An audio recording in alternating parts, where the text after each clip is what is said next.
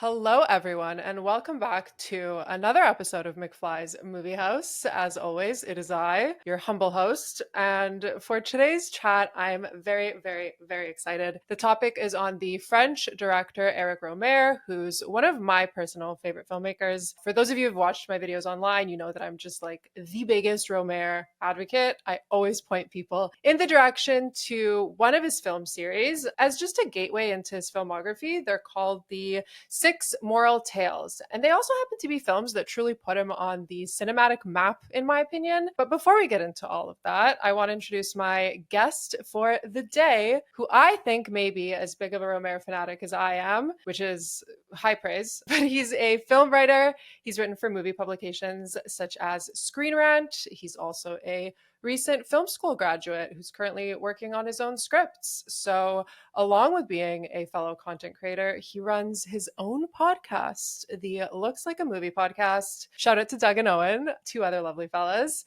And they know their stuff. I've actually guested on their pod too. I love it. Check it out. So, with all that said, let's welcome Kevin Mikos to the pod. Hello, my friend. How are you? Hello. It's so nice to be here. I'm so happy to talk about these movies. Yes, I couldn't think of a better person to message about this just because I know how much you love Rohmer, and it's just been so much fun seeing both of us go through these rewatches on Letterboxd and log them and chat about them. So I'm wondering when you first got into his stuff and why you connected to it so well. Yeah, well, we talked about French New Wave stuff in general in school, but I feel like Rohmer was maybe overlooked for some of the more popular directors because, I was a screenwriting student, so we never really spent too much time focusing on any particular movements. And then I guess really it wasn't until this past year, I want to say, where I kind of started watching his films. I watched Tale of Winter first, and I really liked that. And I know that's a little bit different from some of his other movies, just in terms of how optimistic it is, I Yeah. guess. And then I wanted to check out more, and I just got drawn in like immediately. It reminded me of a lot of kind of my favorite directors. I know like Linklater takes a lot of inspiration from him, and as a screenwriter, I love talky movies. I love Mhm. dialogue, so I was just pulled in right away. Yeah, I've pretty much just been obsessed with him for the past year now. I love it. Yeah, good thing you mentioned Linklater. I wasn't even going to touch on that today, but that's such an obvious thing. Did you know that he actually, I can't remember what year it was, but he opened up a film festival in Austin dedicated to Rohmer and gave like an entire speech about how much he loves him. Have you seen that? I have not, no, but that's It's awesome. That makes so it's much on sense. YouTube. I know he has said publicly that like Romero is a big inspiration for him. For sure. It just makes perfect sense. I mean, I love Rohmer. So I guess let's just get into it. Before he became a filmmaker, he was a writer and a film critic. He co-founded La Gazette du Cinéma with Godard and Rivette before later joining the iconic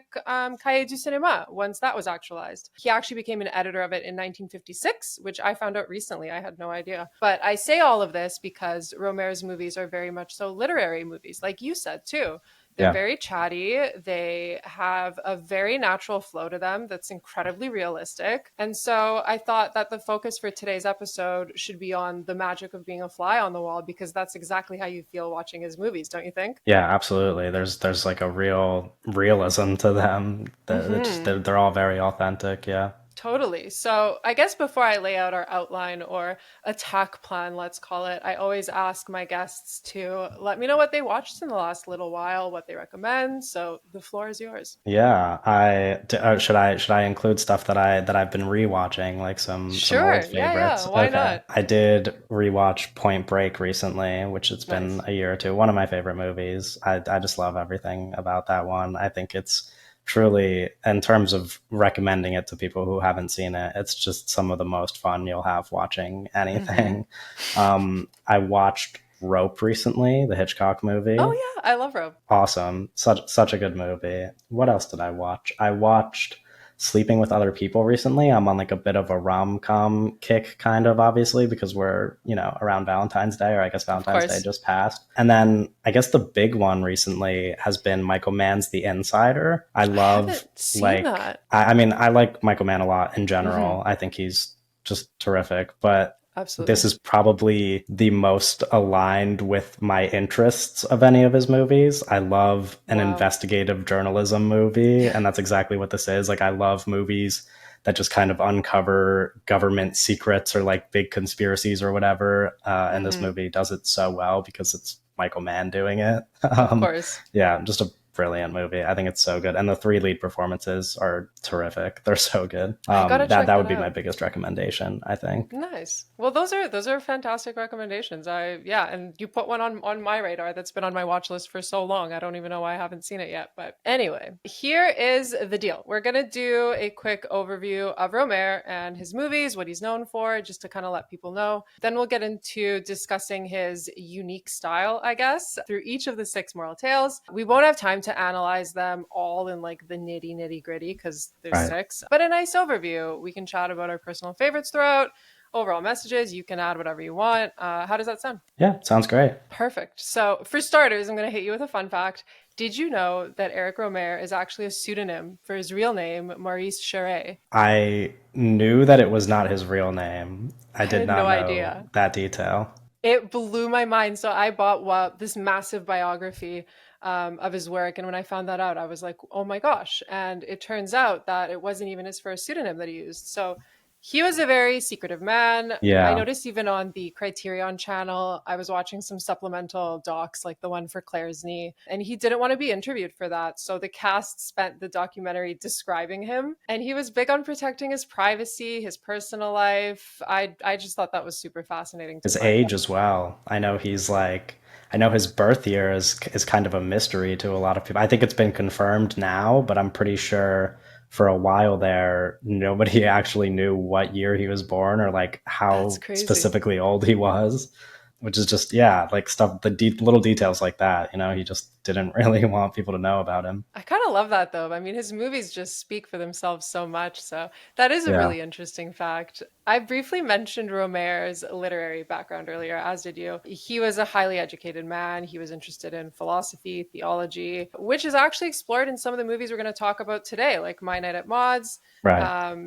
It's also in A Tale of Winter, which we're not covering today, but similar sort of themes are explored there. And much how his movies are toned down and more observational, he was like that in real life too. As we said, he was private. He also had a fear of excess and excessive public displays. So he was a quiet man, and I just think that's the perfect way to describe him. So, what's also interesting to note is that Romer wasn't always interested in movies. He told Film Quarterly in 1971, I believe, that he got into movies very late in his life. And until then, he was interested in painting and music and reading. And weirdly enough, it's only due to his love of silent films that he decided to make movies himself, which is ironic because his Yeah, very movies are strange. literally just talking. So okay. So he started his early career around 1950. He did some short films. Then in 1959, he had his directorial debut, The Sign of Leo. Have you seen that? I've not seen that one, no. Neither have I. I can't find it anywhere. But with that said, it's only with the start of the Moral Tales in 1963 that he started to gain momentum. And the first two tales weren't as well known because they weren't released theatrically initially, but it was only after the release of the next four that people were like, "Oh my god, this guy needs to be put on a international map." So, I'm not going to rattle on about his background too much more just because we don't have time, but you can always come back for like a generalized Romero episode. But we can jump into the six moral tales now. So, how did they come to be? Do you know about the conception? I don't know all too many details now. Totally fine. I just found out about it the other day, so I'm just spewing all my knowledge.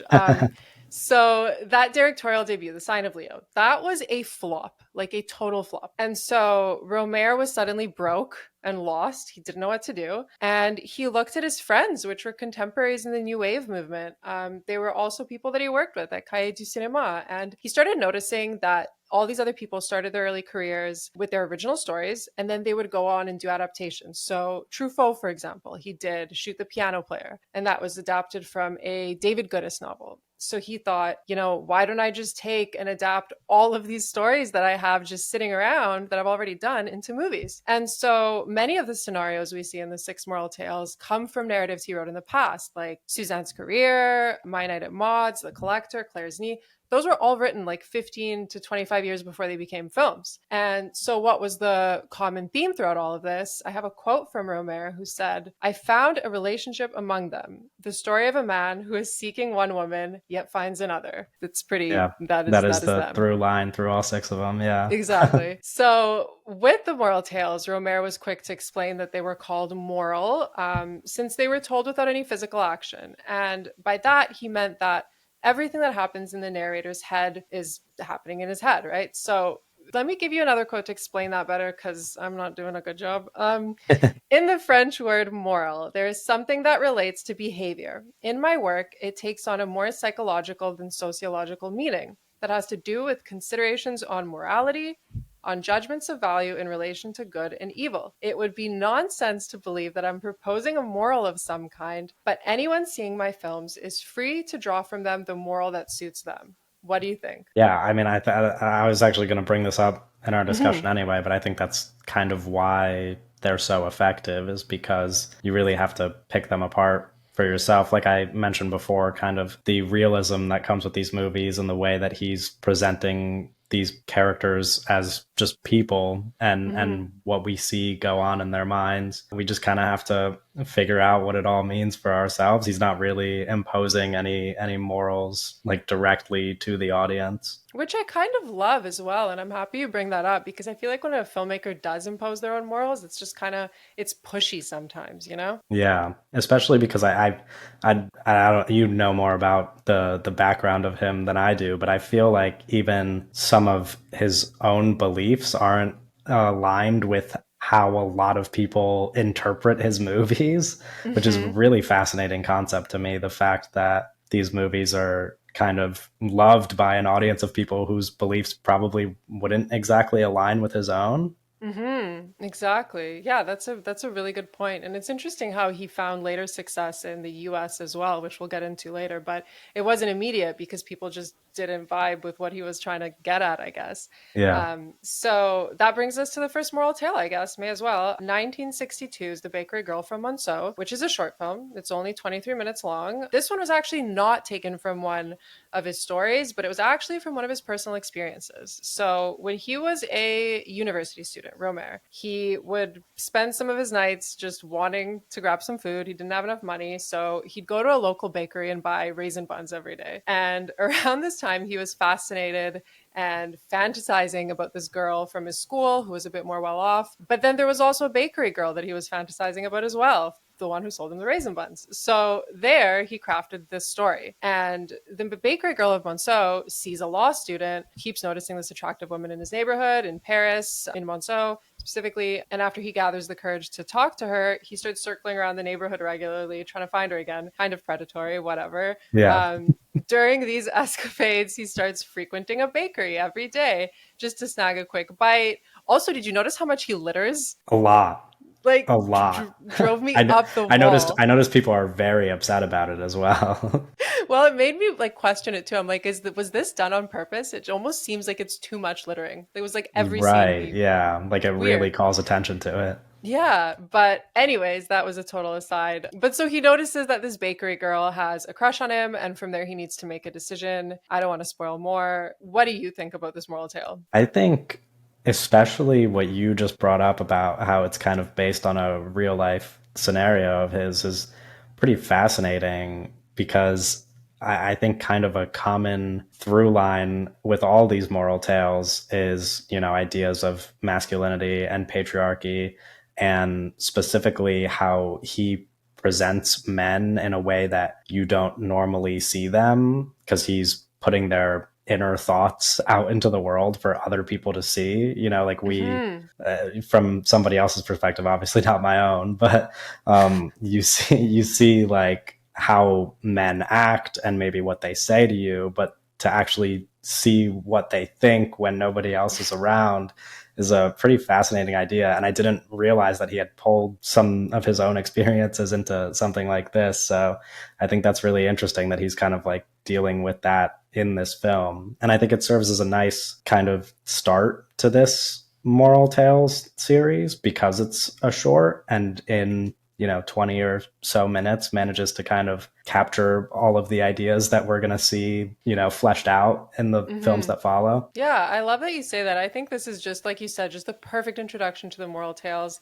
I like that you mentioned that it's short because I think, yeah, it's just a great way for someone to just get a tease of what he's going to do later. Not to mention that that ending is just cutting. Like, I remember when I saw it for the first time, I was just shocked at how scathing it was, you know? But I love this one. It's just such a good basis for the more complex narratives that he does later, and it just presents us as well with these like certain themes he'll explore later again, like classism is touched on, which he Right. then tackles even more in Suzanne's career, the next one. The whole concept of temptation, a man lusting after one woman, then turning his sights on another, and then going back to the first one who's like, nah, I'm good. These are all just things that he later expands on. So do you want to add anything else before we go to the next one? I think just another thing, small Hmm. thing, is Yeah. how in such a short runtime, like I said, we kind of already get the idea of what a male Rohmer character is Yes. like, in terms. I mean, we already mentioned the littering, which is kind of just like a visual idea Yeah. of how they're maybe not the best people. But yeah, he manages to like really paint this guy who can't make his mind up and has to fight between these two decisions in a way where we're like, oh, we don't really like this guy. And then of course, like I said, in the following movies, we really get to meet some guys that we really To don't meet. like. Exactly. Well, I'm gonna piggyback off of that and move us on to the next one because that was a perfect segue. Suzanne's career. This one came out in 1963.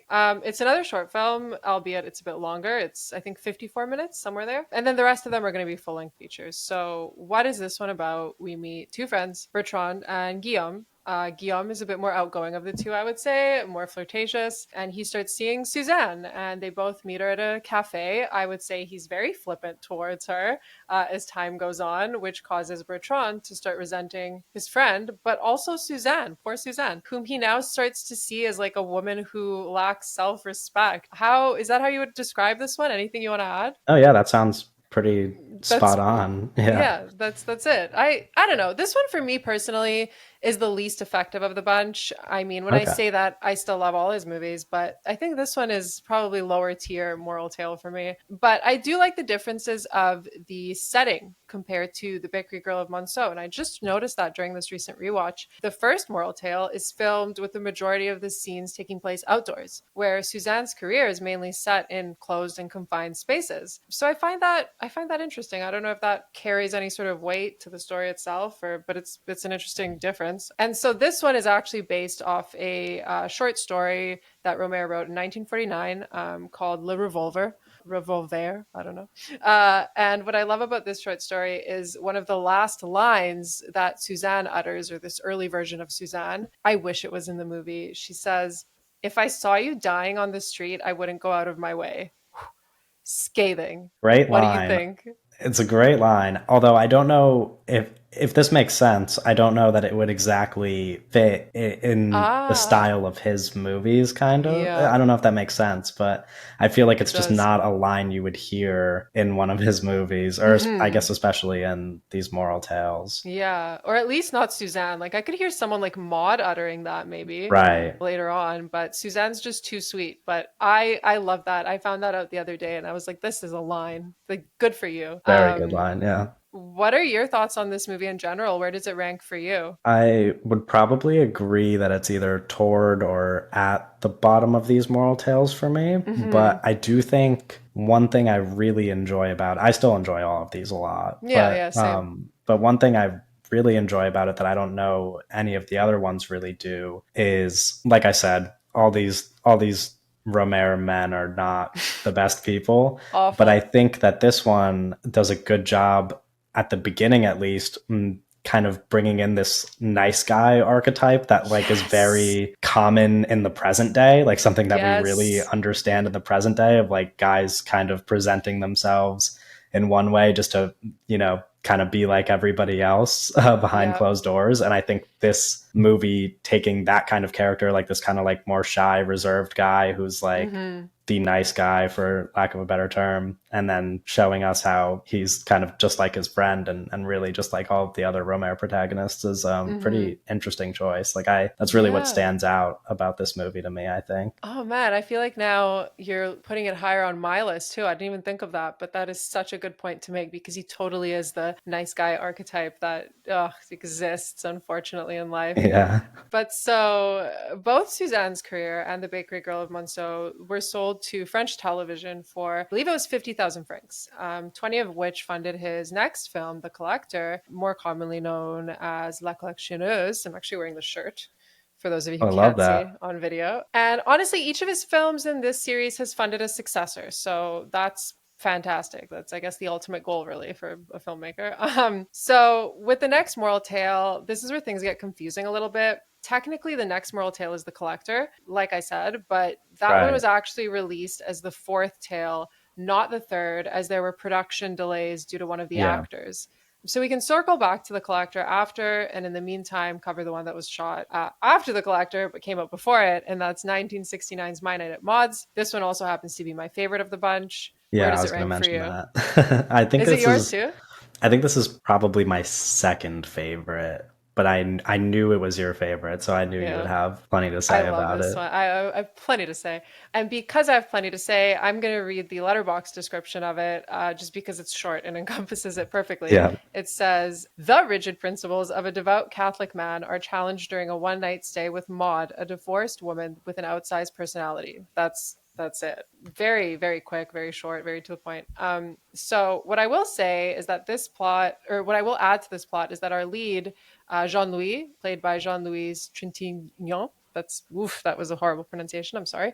He starts off the movie by spotting a gorgeous blonde at his church, whom he vows he's going to marry, and then all of that gets thrown out of whack with the appearance of Maud, whose home he visits with his friend Vidal. I think these are things that are kind of important to add that are more than just that Yeah, synopsis. absolutely. So here we get that concept again of our shitty lead having to pick between two women. And what I find so interesting about this moral tale, you may remember from my letterbox review, I know you saw it, is how just deceptively unassuming our lead is. And we need to remember, as you touched upon with the previous one, the moral tales will always feature bumbling men who are ignorant or selfish in some way. That's just they're supposed to vex us, right? And the women who challenge them, they're the ones who are clear minded, who challenge their complacency about themselves.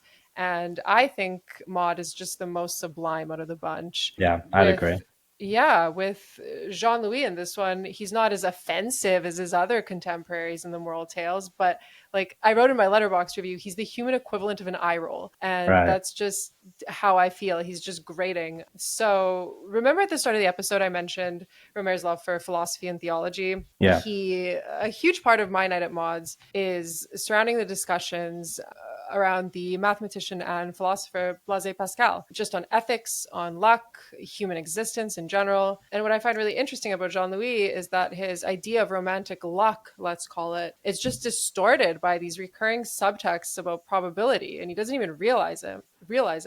And I don't want to spoil the entire film for those people who haven't seen it, but he believes as the film goes on that he's made the right decision and that universe has given him the right woman. All this is great. Yet by the end, we discover that this decision may not be the good one at all. So, what do you think about any of this? No, yeah, I think that's kind of the main, I guess, idea at play in this one is both chance encounters, like a lot of chance going on in this movie, and then specifically how our decisions play a role, and if it's really about romantic luck or if we have control over those things and we Mm-hmm. can just make decisions for ourselves. And I think it's really interesting that it starts, like you said, with him declaring that he's going to marry this woman who he has not even had a conversation with yet, like very So much a bad. love at first sight thing, which if you Mm-hmm. believe in like these encounters of chance makes Sure. sense. Yeah. But obviously like there's more to that. And that is what he's going to discover when like you mentioned, he makes that decision and maybe Mm-hmm. it's not the right decision that he made. Who's to say? Yeah, I think that's a really fascinating idea. Yeah, it's explored really well here. Totally. Yeah. So let's move on. What happened to My Night at Maud's? Why was it released late? Well, Jean-Louis, the actor who plays him, also named Jean-Louis, he was indecisive when it came to taking on the leading role. He was not a Catholic, and he just did not want to play one with such frigid principles, as we said. So Rohmer decided to wait. The other problem was that the project had a huge budget compared to the previous Moral Tales. And thankfully, Rohmer had friends in high places. Again, he called on his friends. It was Truffaut who actually helped him raise the funds. He dubbed Rohmer one of the greatest French filmmakers and also one of the most serious. And even if you know what Jean-Luc Godard is like as a person, he even went to bat for him, which is like, whoa. And he Right. said, "It's an honor for me to put my name on a film by Rohmer." High praise. Did you know that? I did not know that, but that makes sense. It makes sense that all of his contemporaries were big fans of his. Yeah, for me, when Godard is a fan of you, then you must be doing a good job because he Yeah, wasn't a very absolutely. likable man at all. Love his films though. So I could talk about My Night Watch for hours, but we do need to move along, sadly. Did you want to add anything to it before we go to the I next one? did want to mention because Please. at the beginning of the episode, you kind of highlighted that his first two films in the Moral Tales didn't really put him on the map yet. My Mm-hmm. Night at Maud's is the one that was an Oscar nominee for Best International Feature, which is a major deal. Yes. It ended up losing to C by Costa Gavras, who Mm-hmm.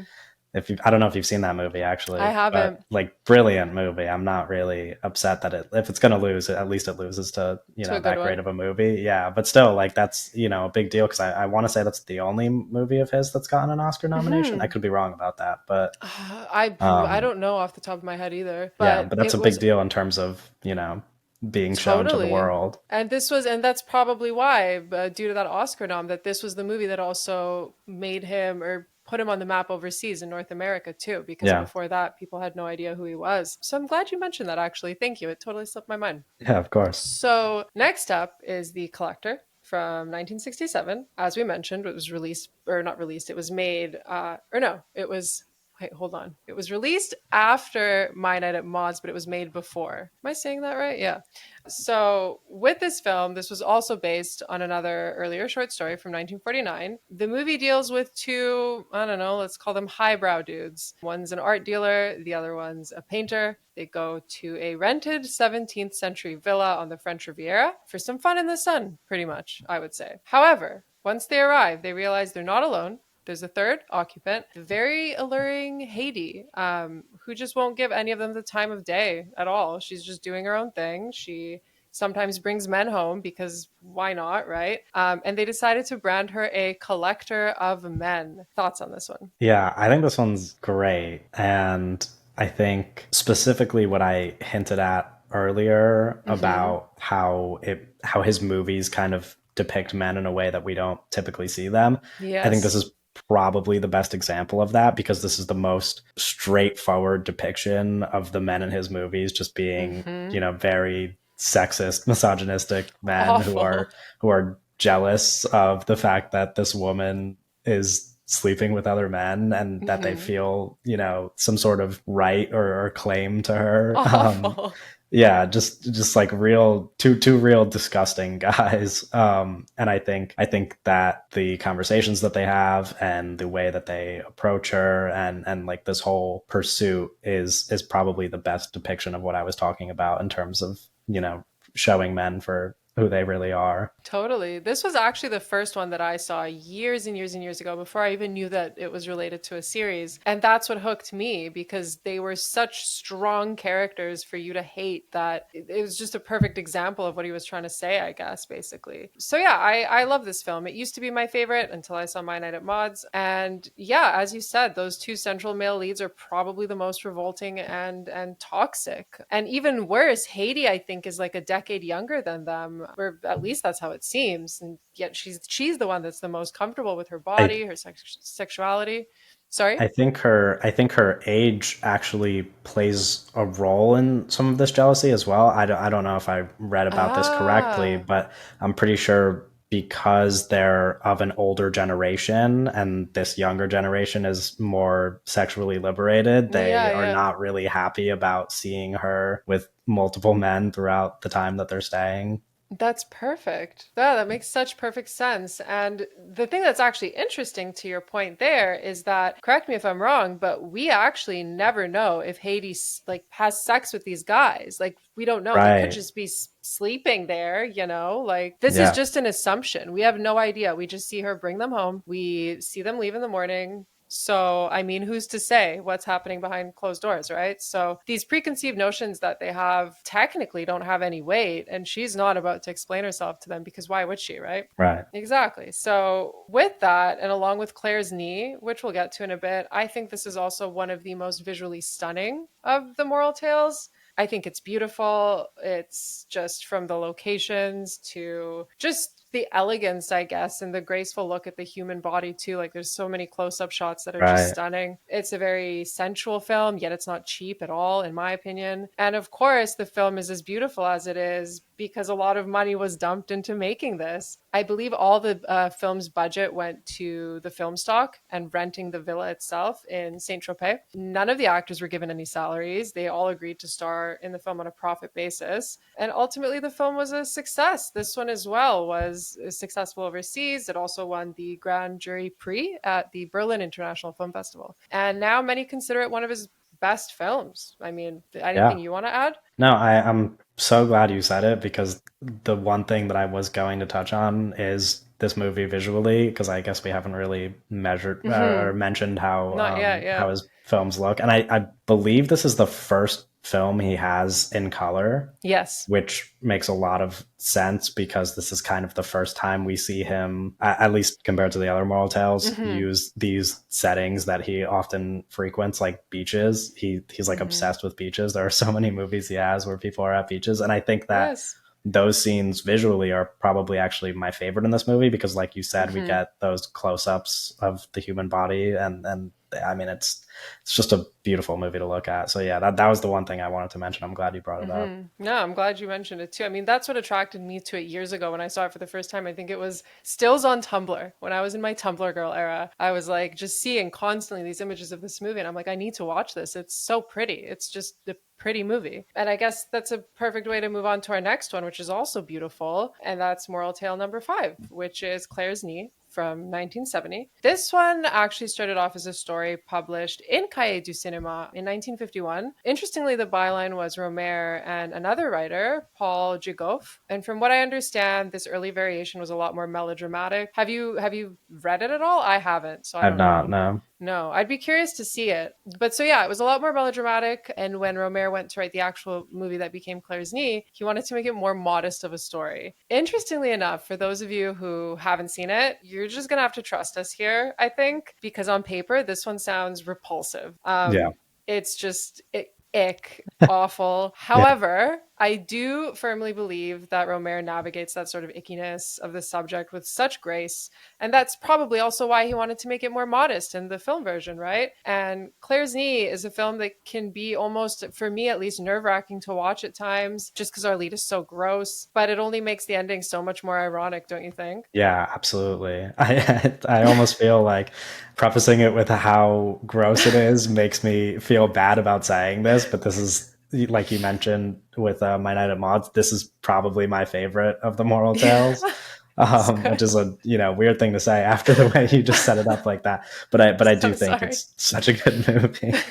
It's so good, I know. But this is one of the ones that like I avoid even reviewing online because I'm like that I am not touching this for people that Yeah, don't want to watch it for themselves and who don't know like us as reviewers because it just sounds so bad. But yeah. so what is it about? We meet a man, Jerome, who has a fiance. He's set to marry her soon, but he's on holiday in Lake Annecy, and by chance he runs into an old friend of his, Aurora.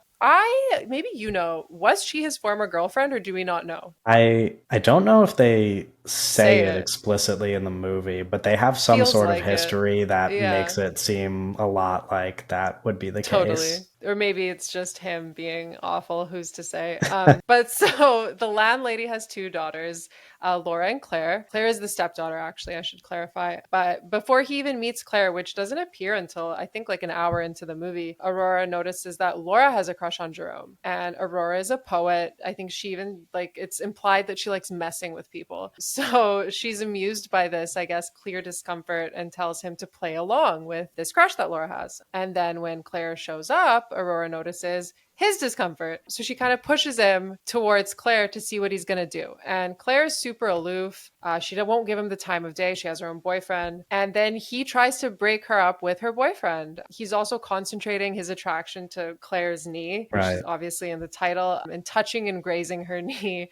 It's a huge thing. That's basically Claire's knee. Anything you want to add to the plot? No, I think you pretty much summed up the That's entire it. movie. Yeah. So as we mentioned, this sounds horrible on paper, but as per usual, we have to remember that all the male leads in Rohmer's moral tales just can't see past their complacency, as we mentioned. What do you want to add anything else about Claire's knee? I know it's your favorite, Yeah, or I one mean, of. I feel like there's plenty I could say. I mean, the big Please. thing, I guess, since we were just mentioning how good his movies look, and you already kind of Mm-hmm. said it about this movie, and I feel silly saying it because of how much of his movies are about good writing and great characters. Mm-hmm. But I think what really puts this one at the top for me is just that it's gorgeous to look at. I mean, we get like Yes. these great mountains and this lake, and even the costumes, even like all of the Yes. clothes, just unbelievable. Like everything in the frame is gorgeous to look at. So that like is really what Mm-hmm. attracts me to the movie, I guess. Totally. But I think also just some of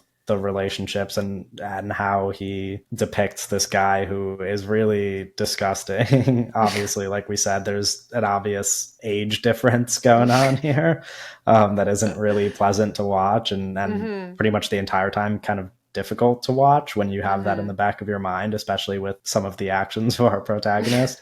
But I think it's really fascinating that he loses, or I guess is more interested in Claire Mm-hmm. specifically because she has no interest whatsoever in him. Like we don't even really see too much of her personality or Yeah. know much about her. And with Laura, we learn a lot. And Mm-hmm. she's a great character, a great performance as well Yep. for a teenager. Just like brilliant performance, probably one of the best of any of his movies. Mm-hmm. Like there's so much depth to her character, and he doesn't really, I don't want to say he doesn't entertain it because he does by going on the hike and Yep. whatever, but there's never really that interest there. And then Claire shows up, like you said, an hour into the movie, and kind of immediately he has this fascination with her, despite the fact that we don't know anything about her other than how she Mm-hmm. looks, which is kind of a, I guess, trademark of most of Yep. these movies and then his movies in general. So it does make sense for his Mm-hmm. movies, but for the actions of the character, yeah, it's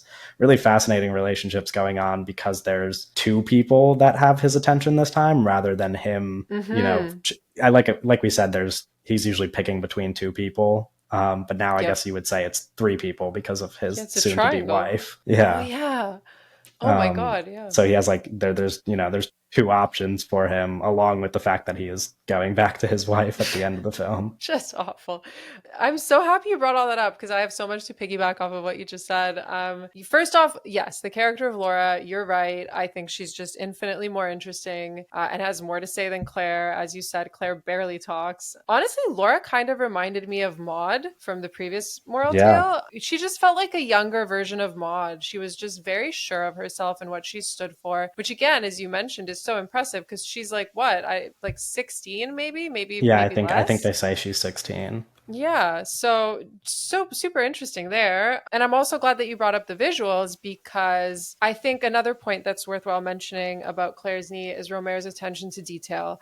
Specifically those visuals, because so many folks dismiss him as just being like chatty movies or whatever, but a Right. lot of care goes into this that goes over people's heads. So I think we should highlight that too. And like we said, along with The Collector, actually, we didn't say this, but along with The Collector, particularly Claire's Knee, both those two movies served as inspiration for Luca Guadagnino's Call Me By Your Name. And I think there's even it was in this one that there's a dance sequence in Claire's Knee that looks very similar to the one in Call Me By Your Name. I'm sure you noticed that. Yeah. Yeah, Totally. Yeah. absolutely. So, where am I going with all this? I'm going somewhere. So, it was basically shot in in a single setting on Lake Annecy. And as you said, you have those mountains, you have those lakes. It's stunning. And Rohmer, being so observational and having this attention to detail, he meticulously planned out the actresses' costumes so they stood out against those mountains and against those lakes for maximum effect. And when you watch it, it's like you said, every frame is almost like a painting. It's just stunning. And then during the cherry picking scene, the infamous one where we get the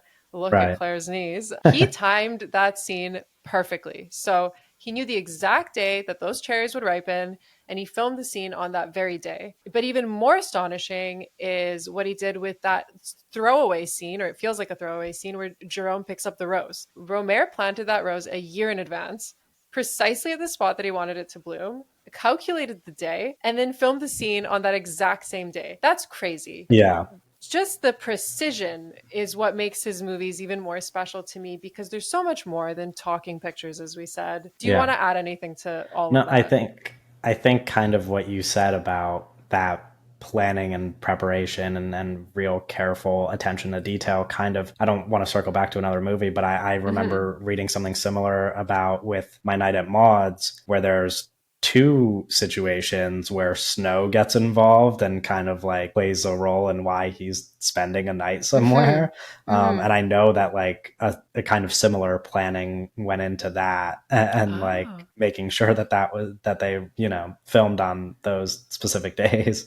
yeah, So like it's like stuff like that, like these little details that I guess don't get talked about when the movie is so dialogue heavy, and that's like really what you're focused on most of the time. totally. I'm actually glad that you mentioned the snow in My Night at Maud's, because that just makes me think of all these movies just being perfect examples of movies that fit in within the French New Wave movement, where they weren't done in studio, they were all shot on location. So obviously, you got to wait for snow if it's not going to be in a Yeah. studio, or else you're not going to have snow, right? So, Yeah, and it changes the yeah. entire plot of the movie if there's no Hmm. snow, because then There's there's no no, I mean, I guess they can make up a different reason, but you Yeah, know. but then there's no night at Mott's, exactly. Exactly, yeah. So last moral tale of the bunch, and then we can give an overview of his career again, or kind of like a through line. But so the last one is Love in the Afternoon from 1972. I know some folks refer to it as Chloe in the Afternoon. I know it as Love in the Afternoon personally. But since we're running short on time, I'm going to do a letterbox description again, just because they're quick. It says Frederick leads a bourgeois life. He is a partner in a small Paris office and is happily married to Helene, a teacher expecting her second child. In the afternoons, Frederick daydreams about other women, but has no intention of taking any action. One day, Chloe, who had been the mistress of an old friend, begins dropping by his office. They meet as friends irregularly in the afternoons, till eventually Chloe decides to seduce Frederick, causing him a moral dilemma. What do you think of this one? Yeah, I think this one is really solid, but I think specifically because of the beginning and end, or the Mm-hmm. it's kind of split into parts, the prologue and then like the last 10 or so minutes are Mm-hmm. just like exceptional in my opinion. Amazing. I think it definitely makes sense if you're somebody who wants to get into these to watch this one last. And I Mm-hmm. think part of maybe my only like criticism of any of these movies that I will say is that this one probably requires the most patience, because I think Yes. it kind of, in at least for a nice chunk of the middle, gets pretty repetitive, and we get pretty comfortable with the actions of these characters, and maybe we don't need to see them repeated as many times as Mm-hmm. they are. But that's like a nitpick in a Yeah. very good movie, in a collection of very good movies. I would agree with that. And I think, I mean, yeah, it drags on, sure, but I think structurally it's also probably the most complex of the bunch, specifically with the ending, which I guess we kind of have to spoil it if we're going to talk about it, but Yeah. whatever. For those of you who haven't seen it, be wary. But what sets apart this moral tale from the others is that Frederick ultimately goes back to his wife. And that's not to say that what he's done before then is fine. It's still morally gray, no doubt, but so, or maybe a bit worse than morally gray. I don't know. Depends on your Yeah. morals. But so in the closing scenes of the film, Chloe tries to seduce Frederick for real this time. He comes over. She's gotten out of the shower. She asks him to towel her off, which he does. Again, gray area. And it's probably one of the most central moments in the series, I would say. She then Yeah. goes to her bedroom. lays naked on the bed, and Frederick suddenly looks at himself in the mirror. He does that weird shirt thing that he does earlier at his Right. house, which probably jogs his memory of like, holy shit, am I going to do this? And then we're graced with, in my opinion, the most cowardly exit, at least in French cinema, where he turns that tap of water so it's like running super loud and he bolts it out of that apartment as fast as he can. What a coward. Goes to his Yeah. office, he calls his wife, tells her he's going to be home early. Now bear with me because I'm actually curious, what did you think of the ending? Did you like it? Yeah. So I'm glad we're talking about it specifically because Mm-hmm. I know you've kind of mentioned that you had a different interpretation rewatching Yes. it. And I know that there are also some people who were quite critical of this movie as a whole in terms Mm-hmm. of like how it plays with the rest of the moral tales. Yep. I think the ending is quite strong, but I'm open to discussing interpretations. Yes. I think it's really interesting as kind of a bookend to the entire series. The Yes. fact that he ends up with his wife and that she, I guess we're getting into spoilers a little Yeah, bit, yeah, that yeah. she knows what's been going on, really, like confirmed Ooh. by her tears. At Yeah. least that's my interpretation Yeah, of yeah, it. yeah, yeah, yeah. No, I love it. I love Um, it. yeah, and I think that's really fascinating that they kind of like go back to the bedroom and they're like, okay, we're gonna put this Mm-hmm. behind us. So when I saw it for the first time, I had how many, first of all, how many times have you seen it now? I just watched it for the Twice? first time quite Oh, okay. recently. Yeah, right So before this podcast, maybe actually. maybe the same thing that happened to me will happen to you because when I first watched it, his wife breaks down in tears, as you said. I thought, same as you, she knew what he was doing. But then I rewatched it now for our episode and it hit me. Oh my God, what if she's cheating on him? Because, and then she's crying because she Right. feels the guilt because the film closes by panning away from them as Frederick is consoling her. And on the table, what I think it is a random mug placed on it. She's also very dressed up. So it makes me wonder, was someone coming there before, or was someone there before Frederick came home? Maybe. Yeah. And interestingly enough, when this was released, I think it was film critic Molly Haskell. You kind of touched on this earlier. She Yeah. criticized the film for going against what the rest of the moral tale dudes do by approving of his final decision. I don't know if I agree with that, to be honest, because when you look at Frederick as a character, he still carries that sort of egotistical, I know best mentality, right? And it doesn't even cross his mind that his wife could be doing the same thing. I think Chloe even mentions that at some point. She even says, like, how do you not know that your wife's doing the same thing? So, yeah, in my opinion, I think that maybe she was also having her own affair. Yeah. Boom. I've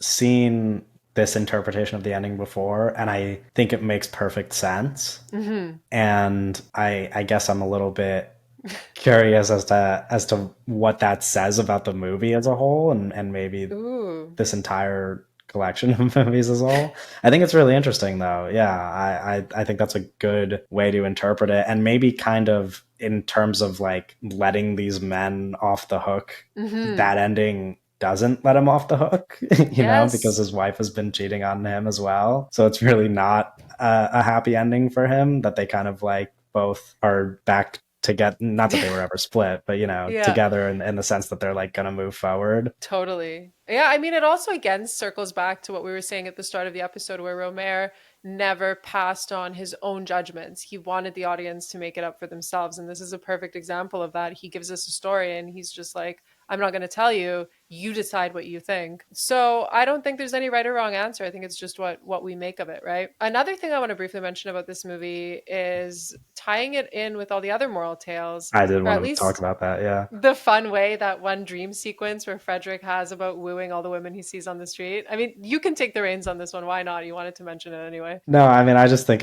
it's a really cool tie-in to see this whole thing done and that we run into. I mean, especially like when we were just talking about Claire's knee Hmm. and how, you mentioned like Laura maybe will grow up into like somebody like Maud. And then I was watching this and I saw Laura pop up and I was like, oh, she immediately looks older than she did in the last movie. I'm like, Yeah. she's already growing up. Like, I was like, this is really interesting that we're running into all these people because I almost didn't catch it at first. Like, Yeah. I knew what was going on, but when Uh-huh. Laura showed up specifically, I was like, "Oh, that's Laura." Yeah. I thought So that was a really cool touch. I love that. We see Laura, we see Claire, we see Maud. Maud. We see the other woman that he ends up being with. That's not Maud from My Night at Maud's. I think it's them four. There could be one more that I'm missing, but I think it's them. And you're right. I love it. I think it's such a nice touch. And then we see I can't remember this actress's name, the one who plays Laura, but she's later on in A Tale of Fall, if you've Right. seen that one. Yeah. So she makes an And appearance later on then too. I could have sworn she was in The Green Ray in like a very small role, but I could be wrong about that. Oh, I okay. I Well, don't yeah, I'd have to look it up. But you're gonna have to come back for a Green Eye Ray episode then. But just another quick throwaway fact to go back to Love in the Afternoon. This one ended up being his most successful movie in the US. Did you know? I did not know that. That's really Weird. interesting that this is the one. Yeah. Even Yeah. in comparison to the stuff that he did in like the 80s with the Tales of the Yep. Four Seasons and everything. Yep. Interesting. Super weird. Wow. I know. I don't know. Maybe Americans and that whole infidelity concept was really interesting in the early 70s. I have no idea. But is there anything else you want to add to Love in the Afternoon before we kind of bring it all back? No, I think you nailed it by bringing up that dream S- sequence. That was really a So big did you. part. Thank you. So to tie it all together with the moral tales, Rohmer said he wanted to, quote, express feelings buried deep in our consciousness. And with these films, we just see our protagonists judging their own actions. And Rohmer saw all of this as observational. I know we called him observational at the start of the episode, but he just wanted to film the process in a very removed way. He was quick to say that these moral dilemmas are not his viewpoints, which I know you said too, but just those of his characters. And I believe that Rohmer is just honest. That's just what it comes down to. And the reason why I think these movies are so effective is because these really are situations that happen in real life. Truly, they're refreshingly real. And Rohmer catches that very human capability, I guess, that people have of justifying their actions, as shitty as they may be, right? Right. And as a male director, I think he really did understand women much more than some of his contemporaries. I love the way he writes female characters, not even in just the moral tales, but all his movies, like The Green Ray, like you said. He's just a man that's fascinated by how women and men interact. And that's why we see that repeated over and over and over again in his filmography. It's just refreshing. What do you think? Yeah, no, absolutely. And I think specifically, I've seen some people who maybe criticize his movies. I guess like the Moral Tale specifically, because we usually follow the male protagonist as Mm-hmm. opposed to seeing the perspective of the women. But like you mentioned, he writes these women really well, and so I don't think that really matters all that Matters. much because like obviously he's showing these men to be who they really are, but then the women are always the stronger characters, Mm-hmm. despite the fact that they're not the protagonists. So yeah, I think he nails that. I think all of his stuff is so well written, and I think that's probably a main reason why the moral tales are so effective. And I think specifically, which you kind of hinted to, but like these all really apply to the modern day. Like we said, like they're all movies about patriarchy and masculinity, which are Mm-hmm. going to be like universal ideas at any period. But I know you've probably seen me make a lot of like joke reviews in reference to his movies talking about like dating apps or whatever. But I do think a lot of these like dilemmas presented in these movies are like so true to the Yes, modern day that's probably why they have such a lasting impact and why they're so effective, because it doesn't really matter absolutely. when you watch them. Like obviously I was not watching these movies as they came out, but like they're all incredibly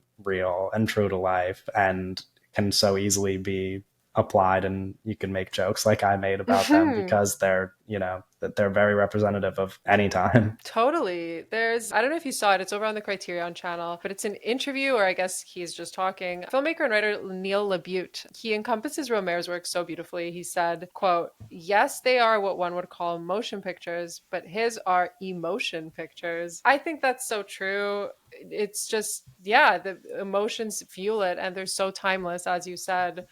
I just think you can watch this at any point in your life as an adult and just gain something from it, you know? Yeah, absolutely. Totally. What?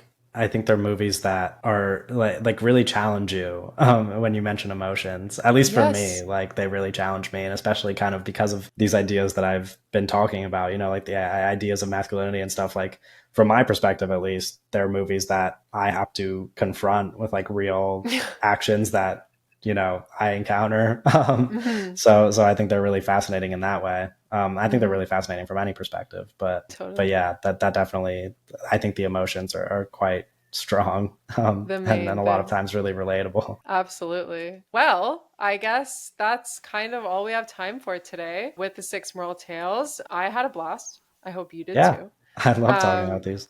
if you ever want to come back and just be my Rohmer guy, we can cover like the comedies and proverbs or maybe the tales of the four seasons. I know those are your favorite, which is actually what we were initially going to do today. But sorry, everyone, there's no time. But all this to say, where can people find you online if you want to shout out your podcast, this and that? Yeah, we have a podcast. It's called Looks Like a Movie Podcast. That's probably where you will see me talking at length about any topic. I don't typically talk about Romero on there, so this is a very exciting opportunity. But if Yes. you want to listen to me talk about newer movies, new releases typically, we do a lot of that on there. I would recommend listening to that. And just like anywhere you can find me on social media, TikTok, Twitter, it's usually K Meeks Film is my handle on most things. And I just like to talk about movies in various spaces on the internet. So anywhere you want to listen to me, super cool. Really appreciate it. Amazing. Well, thanks for coming on. And I mean, you're Absolutely. going to be back, so I will see you again Yeah, soon. I hope so. Bye.